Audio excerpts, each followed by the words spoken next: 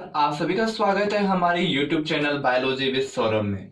आज हम जानने का प्रयास करेंगे कि बायोलॉजी है क्या।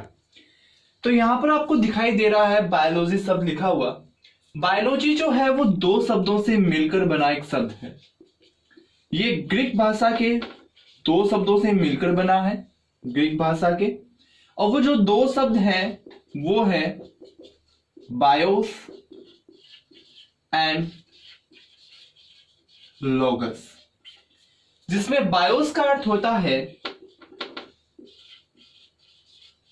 ऑर्गेनिज्म और लोगस का अर्थ होता है टू स्टडी। यानी हम यह कह सकते हैं कि विज्ञान की वो शाखा जिसमें हम किसका अध्ययन करें, ऑर्गेनिजम्स का, उस ब्रांच को हम क्या कहेंगे, बायोलॉजी। बिकॉज ऑर्गेनिज्म का अर्थ होता है जीव एंड टू स्टडी का अर्थ होता है अध्ययन करना। यदि मैं हिंदी में बात करूं तो यानी हम साफ और सरल शब्दों में यह कह सकते हैं कि विज्ञान की वो शाखा जिसमें हम जीवों का अध्ययन करते हैं वही क्या कहलाती है, बायोलॉजी कहलाती है। अब यहां पर शब्द आया है जीव। जीव विज्ञान यानी बायोलॉजी के अकॉर्डिंग जो जीव है वो दो प्रकार के होते हैं, जो हम 6th क्लास से पढ़ते आ रहे हैं, सजीव और निर्जीव, यानी living organism and non living organism. Non living organism की जब बात आती है तो हमारे चारों ओर सराउंडिंग में जो है, जैसे मेज, ये मार्कर, ये चौंक, ये बोर्ड, ये सब सारी चीजें हैं क्या, ये नॉन लिविंग है। ठीक है। और जब हम लिविंग की बात करते हैं तो लिविंग के अंतर्गत दो प्रकार के आते हैं, मुख्यतः पादप और जंतु। इसीलिए जब हम एज ए कॉलेज लेवल के ऊपर जाते हैं तो बायोलॉजी फर्दर दो ब्रांच के अंदर क्लासिफाई होती है। जो मेन क्लासिफाई होती है वो दो ही ब्रांच में होती है। फर्स्ट जो होती है उसे हम बोलते हैं बॉटनी एंड सेकंड जो है उसे हम बोलते हैं जूलॉजी। यानी देखिए कि बायोलॉजी मैंने कहा बायोस प्लस लोगस से मिलकर बना है। बायोस का अर्थ होता है ऑर्गेनिज्म यानी जीव, और लोगस का अर्थ होता है टू स्टडी यानी अध्ययन करना। यानी विज्ञान की वो शाखा जिसमें हम किसका अध्ययन कर रहे हैं, जीवों का अध्ययन कर रहे हैं, उसे हम बायोलॉजी कहते हैं। अब जीव पर आते हैं।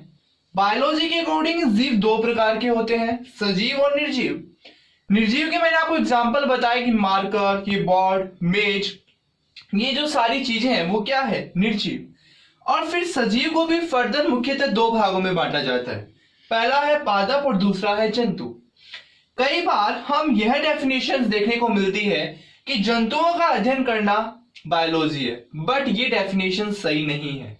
बिकॉज जीवों का अध्ययन करना बायोलॉजी होता है, बिकॉज जीव जो है उसमें पादप भी आते हैं और जंतु भी आते हैं, और पादप भी एक प्रकार से किसका हिस्सा है, बायोलॉजी का ही हिस्सा है। इसलिए जंतुओं का अध्ययन करना नहीं, जीवों का अध्ययन करना क्या होता है, बायोलॉजी।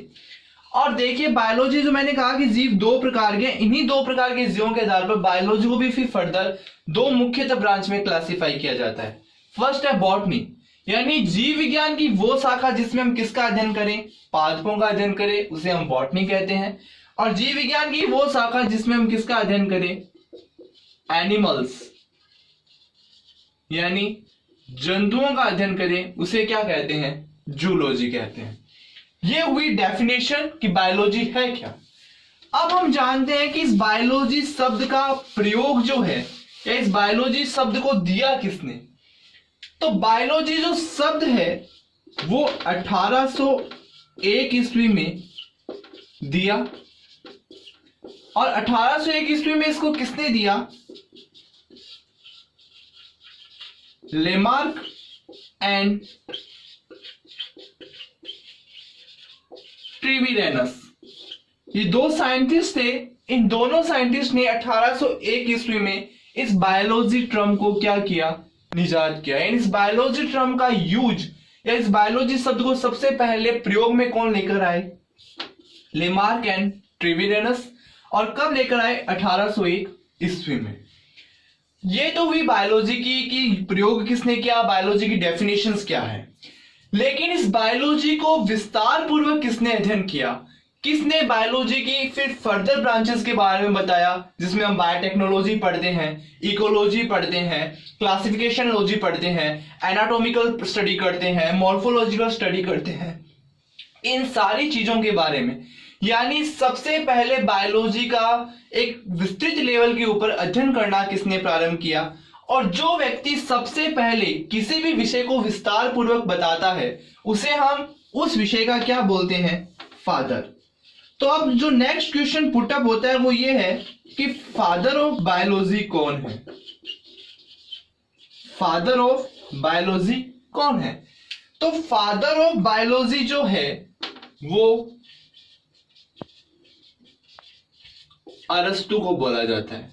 ये क्वेश्चन जो है वो आप नोट कर सकते हैं, बिकॉज कई बार जो अदर कॉम्पिटेटिव एग्जाम होते हैं, जनरल साइंस का मान लीजिए या नीट का मान लीजिए, उनके अंदर कई बार ये क्वेश्चन जो है वो पुटअप किया जाता है कि फादर ऑफ बायोलॉजी किसे बोला जाता है। तो फादर ऑफ बायोलॉजी जो है वो अरस्तु को बोला जाता है। अरस्तु ने ही सबसे पहले बायोलॉजी का विस्तार पूर्वक अध्ययन जो है वो प्रारंभ किया था। तो ये हमारा एक छोटा सा लेक्चर था जिसमें हमने यह जानने का प्रयास किया कि बायोलॉजी है क्या।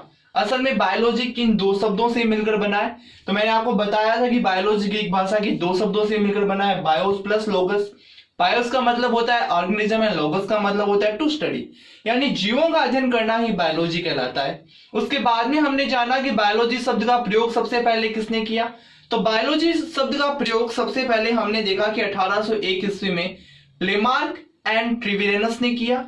उसके बाद में मैंने कहा कि बायोलॉजी का सबसे पहले विस्तार पूर्वक अध्ययन किसने प्रारंभ किया, जिसे हम फादर ऑफ बायोलॉजी के नाम से जानते हैं। और ये फादर ऑफ बायोलॉजी जो है वो कौन है, अरस्तु।